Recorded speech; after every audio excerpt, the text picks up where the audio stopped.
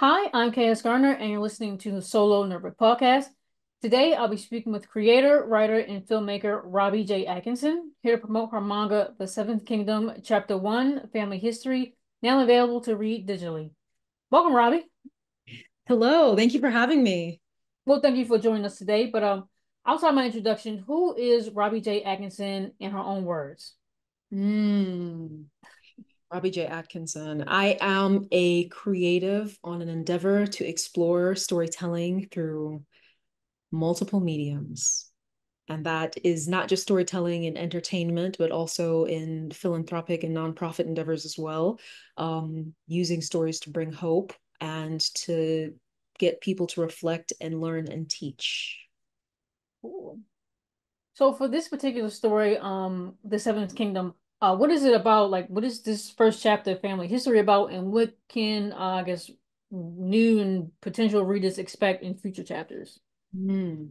So, volume one is essentially our introduction to our main character, Claire Belcada, who is a 19-year-old woman who really is living peacefully in the Seventh Kingdom. So in this world, this fictional planet, there are seven kingdoms, and she lives peacefully in the first kingdom. Essentially until everything she knows is turned on its head, everything she loves is ripped from her, and it sets her on a journey of revenge. And essentially, this first volume is her explaining what she's experienced and the start of that journey as she essentially begins to collide with dark revelations and learn more about her mysterious family history. So this is the setup for everything. And in a way, it's kind of a very, very big, how do I say this? It's a very big plot twist that's being dangled right in your face, and people won't realize it until the end of the series. It's like, I guess, like, is it foreshadowing, maybe, Yeah. or Yes. uh, Yeah. okay. Well, can you walk us through your creative process for the Seventh Kingdom?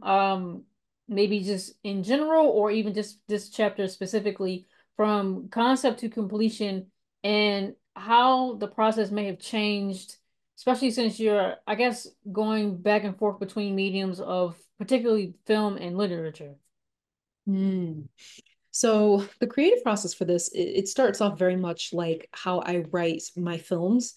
So I found that not very many manga or graphic novel creators know about the software Final Draft. Final Draft is really a film, essentially it's a film software that most film writers tend to use for screenplays, but I write everything in Final Draft. And really, before I even write, I actually do character annotations. Most people do like a beat sheet, they organize the main points. I do the character annotations first, which is essentially it gives me a guide map for my character's personality, what motivates them, what inspires them, what is their objective, what is their purpose, what is holding them back, what are they fearful of, things like that. And when I have a deep enough understanding of them, I even have like down to like a list of verbs. When I have deep enough understanding of them, then I start to write an overview of how the each volume will go.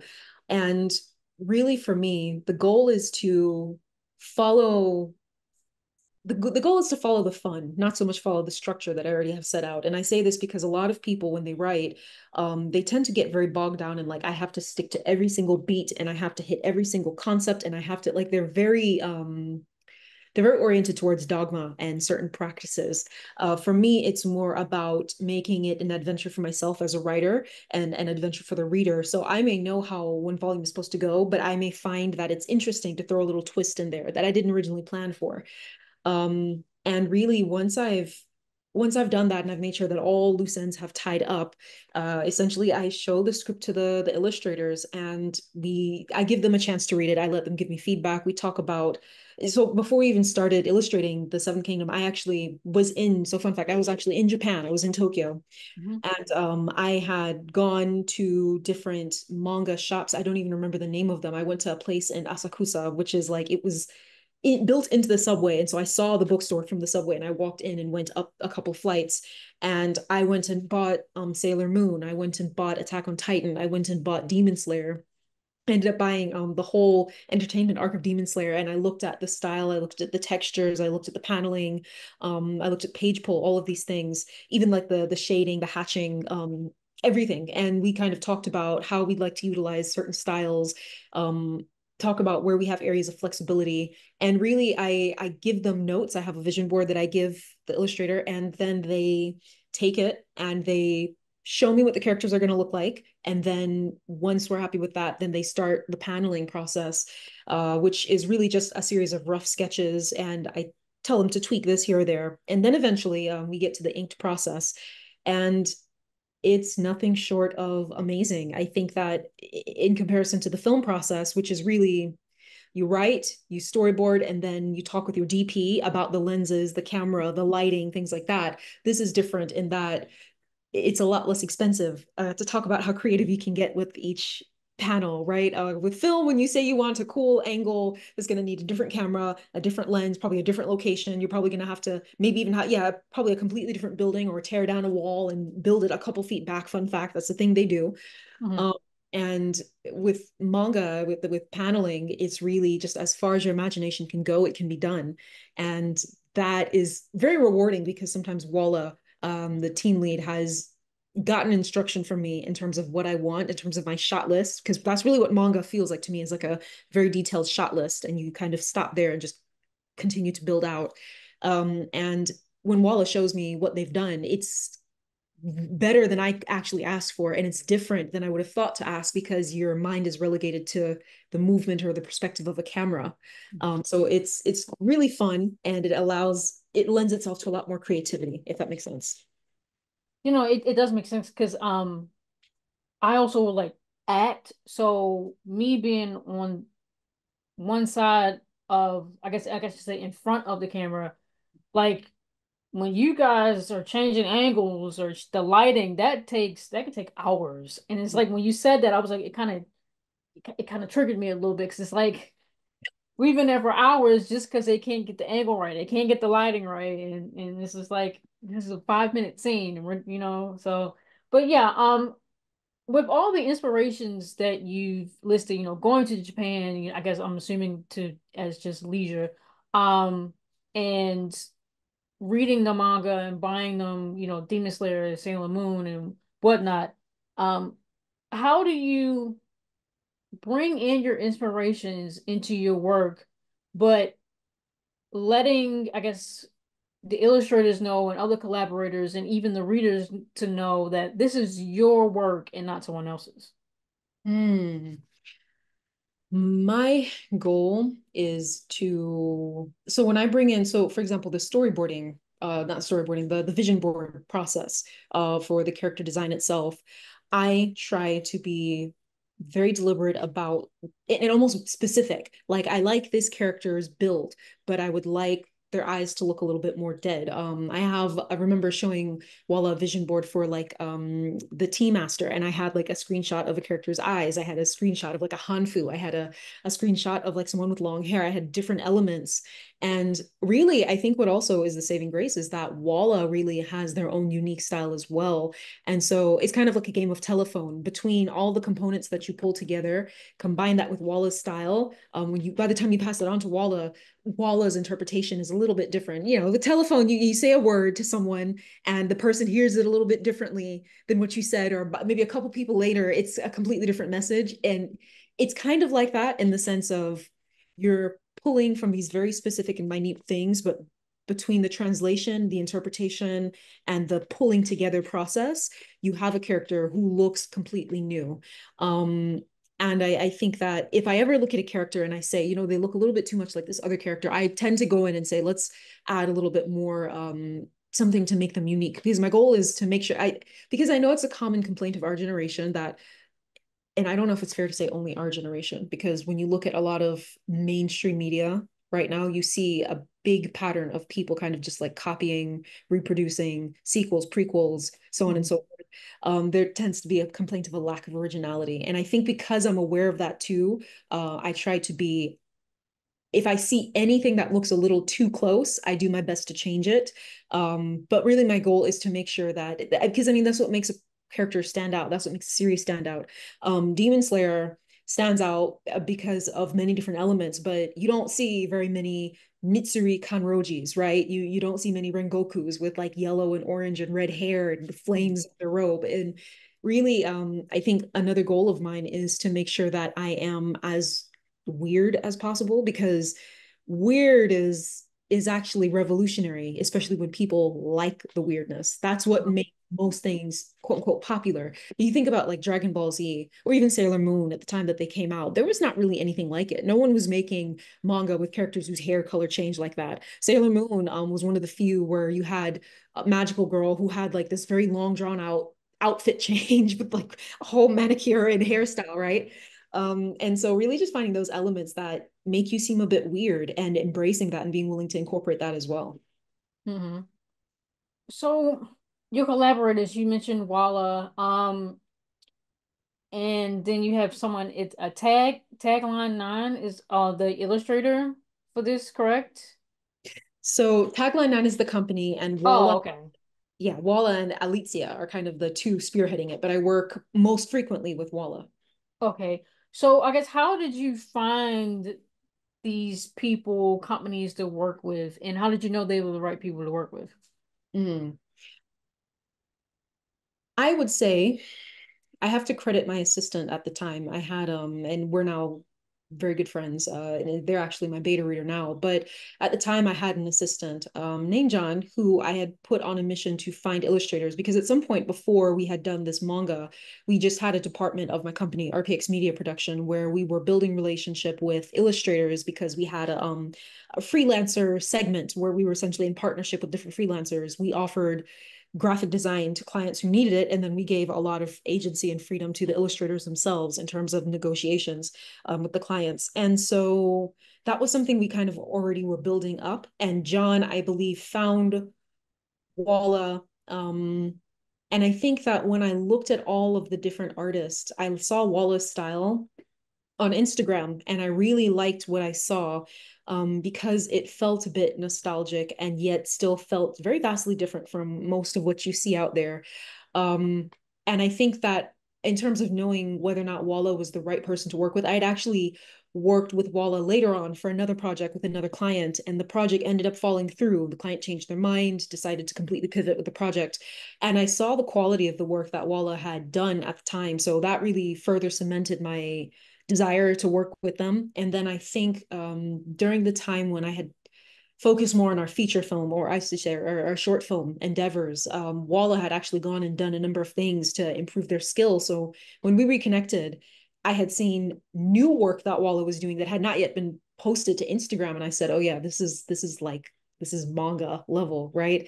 Um, and I think really in terms of just knowing for sure that Walla was the person to work with, kind of like when I shop, I'm not someone who shops. If I have to look at clothes, like this shirt, if I have to look at clothing and I have to say, I think I want this, I kind of like it. And if I have to look at it and decide I don't want it, I immediately know if I have to do that, I have to put it down because I don't want it. Or if I pick it up, the minute I see a long line at the checkout, I'm gonna put it down and then walk away. But when I look at something, right? Yeah. When I look at something and I immediately know that I want it, I don't care how long the line is. And that instant like knee jerk, like, yes, that's what I want. I felt that when I saw Wallace style. And that was how I knew that we were gonna be a good team and work together. Mhm. So you've created and completed, I'm sure, other storylines over the years, probably in both film and in literature.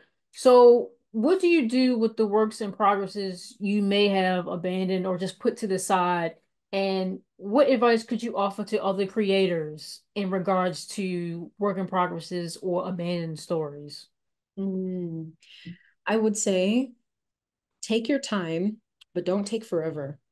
And maybe that sounds very paradoxical, but I'd say do not rush the process and allow yourself to build out. Because for me, at some point when I started the Seven Kingdom, I hit a rut. I didn't know where to go. And so I started working on world and lore building.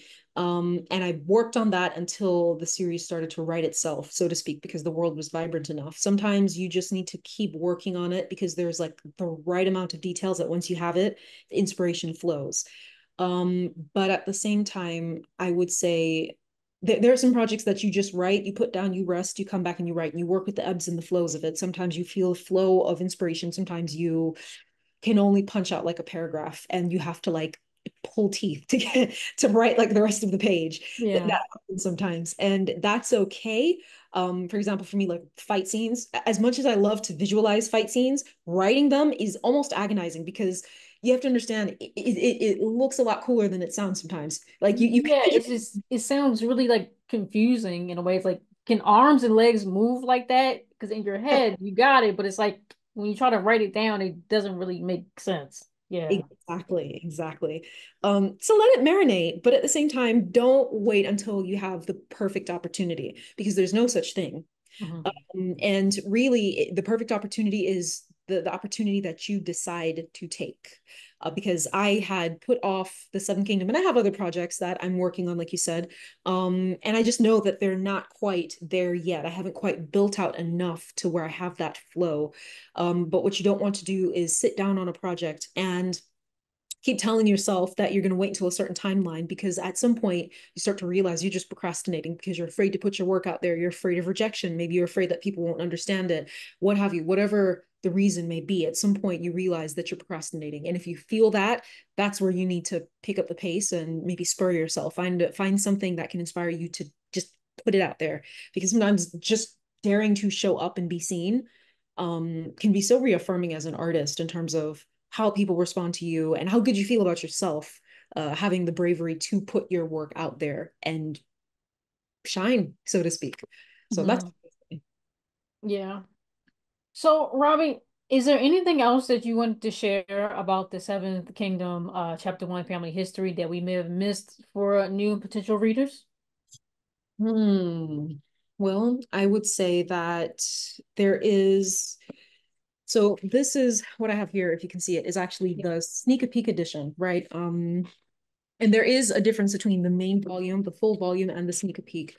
The full volume is the full volume. The sneak a peek is essentially a collector's item that allows you to get a taste of the story. This is something that you will more than likely see digital versions of on like Webtoons, Medibang. So if people really want to get a feel for the series as we progress and we write more volumes, they'll always have a little piece of each volume that they can read to kind of get a feel for.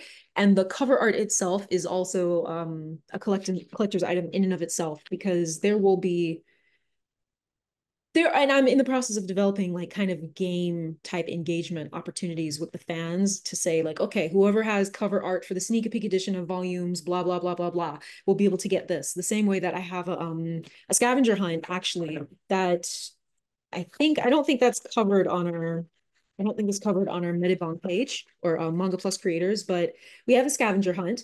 And in essence, when people purchase a bundle when they purchase the print manga with like a shirt and some other things. And those are pre-made packages that do go open 3 times for the rest of this year, really two. The next window is October 25th, and the window after that will be sometime in December, right before Anime Week in Atlanta, which we will be at. We will be vendors at, so hope I get to see everybody there. But when people purchase those packages through those windows, they'll get a secret page token, which allows them access to a password protected page that has a scavenger hunt. And that is an online scavenger hunt where they can gain little insights and information about the series. And this is something that's going to exist for every single volume. So every card is going to look different. Every volume is going to have a different challenge to it. And eventually, once we have enough of a following, the cover art will be part of that challenge as well. Um, but I think that this is a series that at first glance, it kind of just looks like a story about revenge. This is a series that has a number of underground aesthetics. We've got cyberpunk, cyber prep. We've got solar punk, which is a relatively new concept that hasn't been explored very much. This is a very diverse world that took a lot of inspiration from real world influences, with like characters taking inspiration from like Chinese culture. Even our main character, Clarabelle Keita, actually her it's hard to see, but her dress is actually inspired by the Ethiopian Walaga Oromo traditional dress. Hence, actually, the colors of the series, red, black, and white. That is colors that are prominent in that culture. But it's a really rich world, and aside from the world itself, there are really deep themes. I think that it's one thing for shonen to just have like I want to be the strongest person in the world theme to it, right? But it's another to touch on family dysfunction. It's another to touch on systemic oppression. It's another to touch on forgiveness. in tangent with revenge, right? It's another to touch on even environmentalism, because this is a futuristic world where you have one oppressing entity, really the Seventh Kingdom, that utilizes resources in a way that is damaging in more than one way. It's not just the people, right? Um, and I would say I wrote in some characters who grapple with, I would say, social despair, which is something that our Gen Z, when you look at the research, fun fact, Gen Z is the generation that's most likely to engage in political, social, and all of these things, but they're also the most like hopeless, because they look at the world as it is right now and they wonder whether or not they can make a difference, whether or not their action even can make a change. And so this is a story that offers a lot of different themes, all wrapped in the package of hope. But you have to look deep to see the hope, because it does get a bit dark, very deliberately so. I mean, and that really is just to make it as multidimensional as possible. But yeah, it's a wild ride. So I hope that people enjoy it. If they liked Princess Mononoke, if they like Cowboy Bebop, Outlaw Star, that whole era of like 90s space anime, if they like Black Clover, then they're really gonna like the series. So yes. Mhm. So, Robbie, where can people find you and your work online? And I know you just mentioned Anime Week in Atlanta. Are you going to any other cons this year? Yes. So our series preview can be found on Manga Plus Creators, can be found on Webtoon. Um, I know we're working on having the pre-orders available for Barnes and Noble, Rakuten Kobo, Apple Books. They can also go to rpxmediaproduction.com/ the Seven Kingdom, and they'll see the official website for the series. We will be also, I will actually be a panelist at an upcoming convention called ShaoCon. And that is an interesting endeavor, because the founder of this convention actually is the voice actor behind the character Shao Kahn in Mortal Kombat. Bob Oh. Carter. Yeah, yeah, yeah. Bob Carter, so fun fact, he used to call the radio station that I used to work at when I was in college, trying to recruit me to go to his workshops. And I used to think it was like a prank call. I think the first time he called, I didn't believe him. And then after he kept calling, he was like, I'm not a prank. And I went eventually with my late father. But he is starting this convention. We ran into each other at an animation conference, and he invited me. So I'm going to be a panelist there. And really, we're aiming for MomoCon next year as well. All being well, there may be some out of state conventions, because we're based in Atlanta. There may be some out of state conventions to attend. New York, maybe DreamCon, who knows? But for Mhm. sure, Anime Week in Atlanta and ShowCon for this year, anyways.